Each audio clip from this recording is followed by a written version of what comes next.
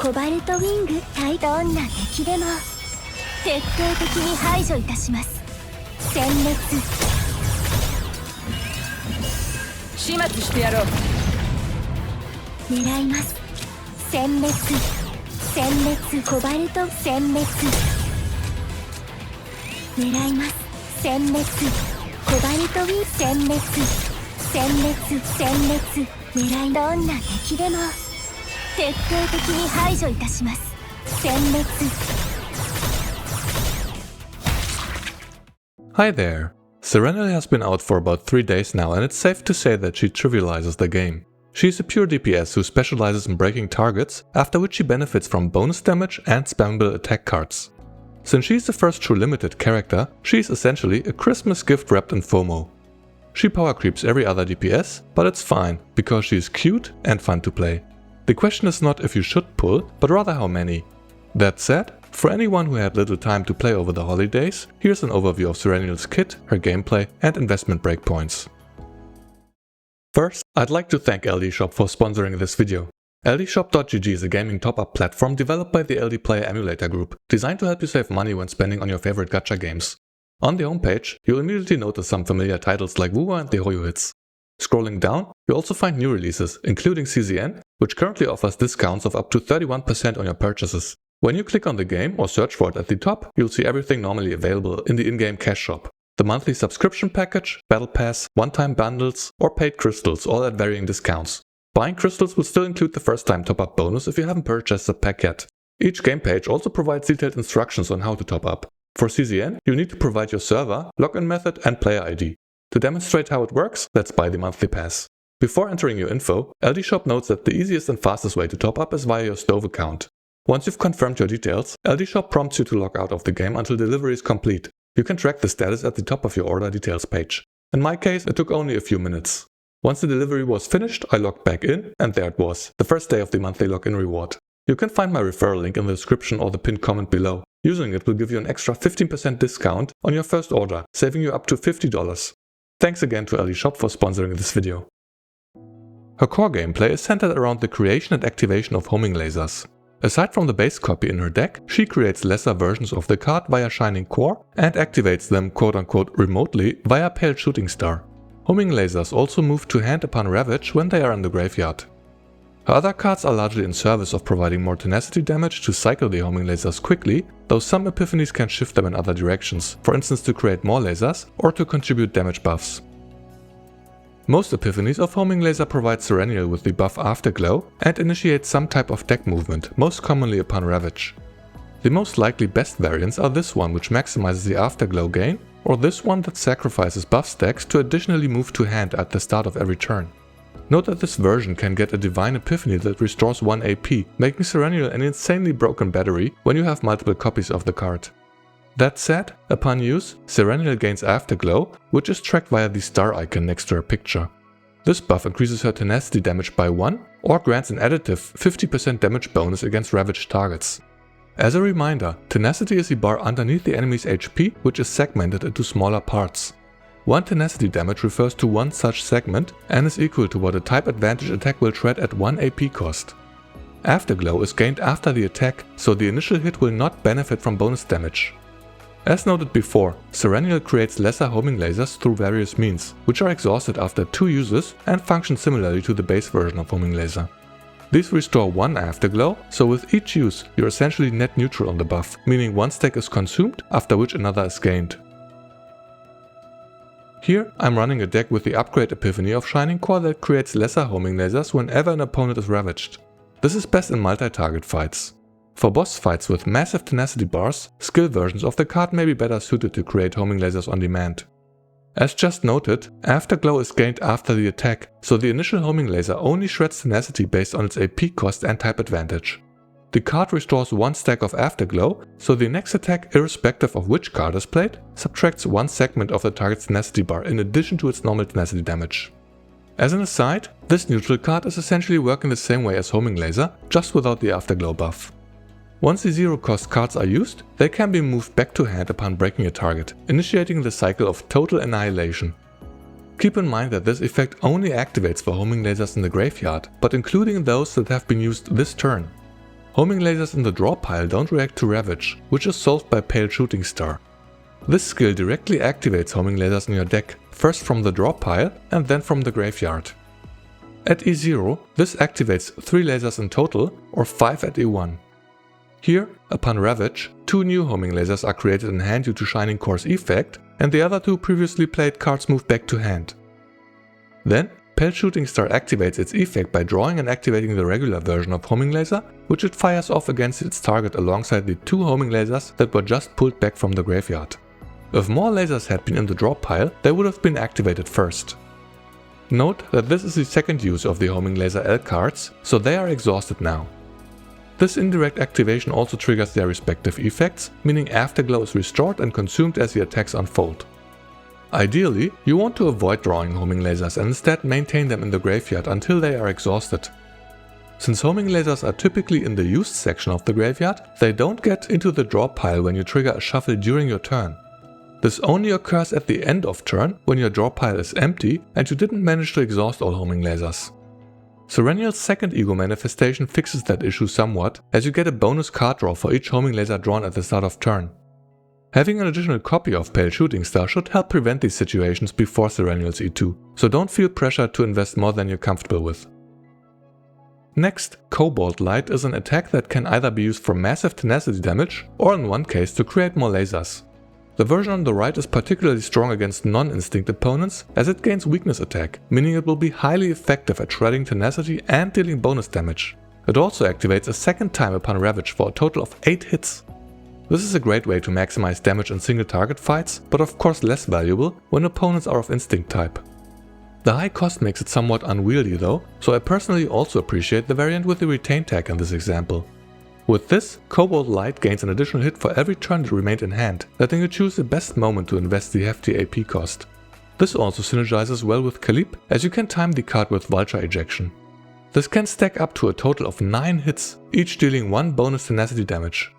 Cobalt Light is a great card to ensure homing lasers are created or make it back to your hand to keep Sereniel's gameplay loop going.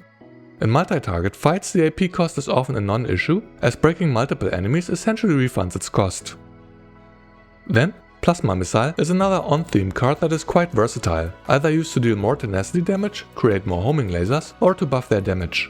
Note that this variant creates lasers in the draw pile, which is not a good option before Sereniel's E2. The upgrade version on the right grants a stacking additive damage bonus for each moved laser, which can stack up quite high in the right situation. To make the best use of this, you'd want other epiphanies that help create more lasers. The middle option is also noteworthy, as it allows Sereniel to apply instinct weakness to the enemy. Since this is a single target ability, it's best suited for non-instinct boss fights where the debuff will greatly increase all of her cards' tenacity damage. Here, I'm using a version that's closer to its base variant, dealing bonus tenacity damage and activating a second time if the opponent is not ravaged by the initial hit. This is perhaps the most generic of the variants, as its utility doesn't change with the specifics of the battle. Sereniel's partner Peko provides more additive damage bonuses. For one, she grants 15% bonus damage against ravaged opponents and a stacking 10% up to 30% bonus each time a card is moved from graveyard to hand, meaning her homing lasers. This buff remains active for the entire match. Her ego skill applies another permanent buff to Sereniel, which grants her overclock once per turn when a target is ravaged. Overclock boosts her crit rate by 25%. Here, I'm using Peko at the start of battle. As I break the target, overclock is gained for the bonus crit rate and 1 stack of the additive 10% damage bonus because 1 laser was moved from the graveyard to the hand. On the next turn, the target is broken again with the first attack, applying overclock once more and adding another stack of the damage bonus. Peko seems to be a quite valuable partner, as her buffs are not turn limited and the 45% additive bonus damage plus 25% crit rate are nothing to scoff at for an attack spammer like Sereniel. If you have enough saved up, you may consider purchasing Peko from the shop.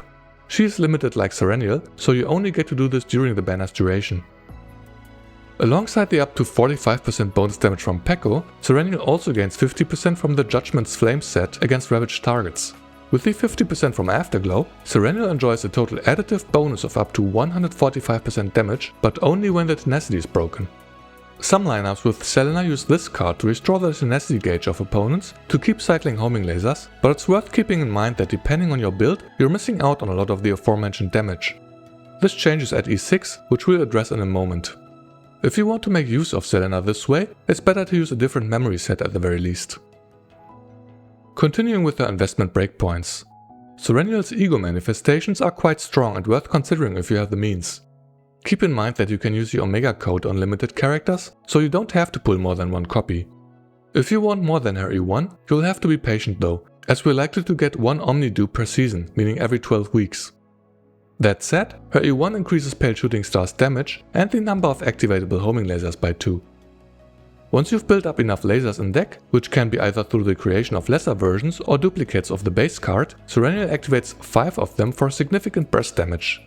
Since Pale Shooting Star is highly useful in moving lasers from the draw to the discard pile, it's worth considering at least one duplicate of the card at E1 and above. Sereniel's E2 creates 2 homing laser L at the start of battle and grants a bonus card draw if a laser gets drawn at the start of turn.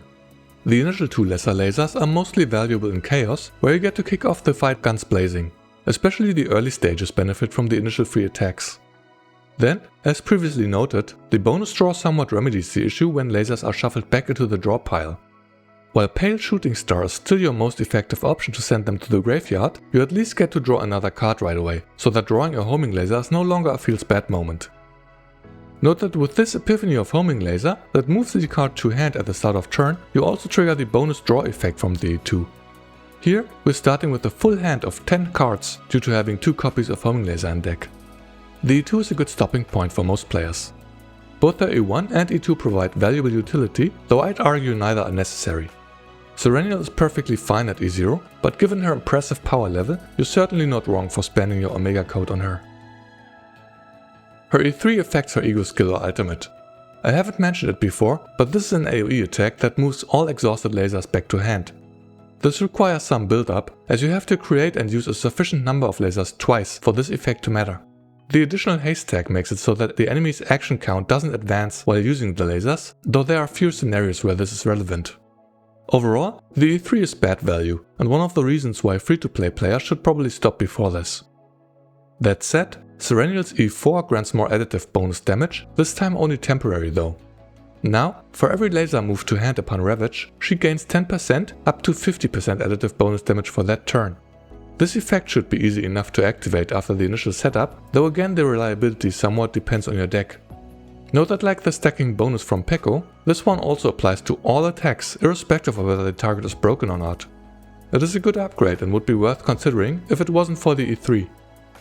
Then, the E5 is the usual +3 levels on her potentials, and simply terrible value. I don't understand why 5-star characters need to have such a lazy filler upgrade in their kits. They should just make it 5 ego manifestations if they can't be bothered to come up with another unique bonus. Regardless, the E6 makes Sereniel initiate a bonus attack when an opponent is broken. Then, Sereniel deals 80% damage per segment of the target's tenacity bar. Against the boss with 8 segments, this equates to a skill multiplier of 640%. With that, Selena's card that recharges the enemy's tenacity becomes more valuable, assuming you have enough tenacity damage to repeatedly shred the target. Due to the bad intermittent 3rd and 5th upgrades, I consider this whale territory though. Keep in mind that the current rankings in the Great Rift likely field E6 Sereniels. This wasn't a concern before with Tressa, but now you may not be able to simply replicate a strategy without similar investment. That should do it for this overview. I've tried Sereniel alongside Chizuru, Selena or Kalib, and I'd say all of these pairings work well. Oftentimes, the rest of the lineup is turned into mere extras, as Sereniel cycles her lasers and keeps doing her thing. Outside of ranking battles, I don't see her rely on anyone to blast through content. In fact, for Chaos, I don't think I ever want to run a team without her. She will carry the team on her back, and with the right epiphanies, you even have 2 unique cards. That said, her epiphanies seem to allow for multiple viable builds, making Chaos less of a chore when she's the target. Not aiming for that one epiphany every time makes the experience less stressful, though I guess you'd still want certain combinations for a coherent deck. In that sense, the epiphany reroll feature can't arrive soon enough. Overall, Sereniel is extremely powerful and pushes all other damage dealers down a tier. While I feel that Chizuru and Haru were perfectly fine in their own right, I do wonder what the point of Yuki was. She doesn't have notable synergy with the others, and her power level is underwhelming to say the least. To make matters worse, her typing was mismatched against a seasonal chaos that seemed tailored to her kit. I can't help but think that she was a mistake, hopefully not to be repeated. But that's enough from me. Let me know what you think of Sereniel. Do you enjoy her playstyle and don't mind the power creep? Or are you worried that we're seeing a pattern emerge that only limited characters are worth pulling? In any case, thank you so much for watching. See you next time.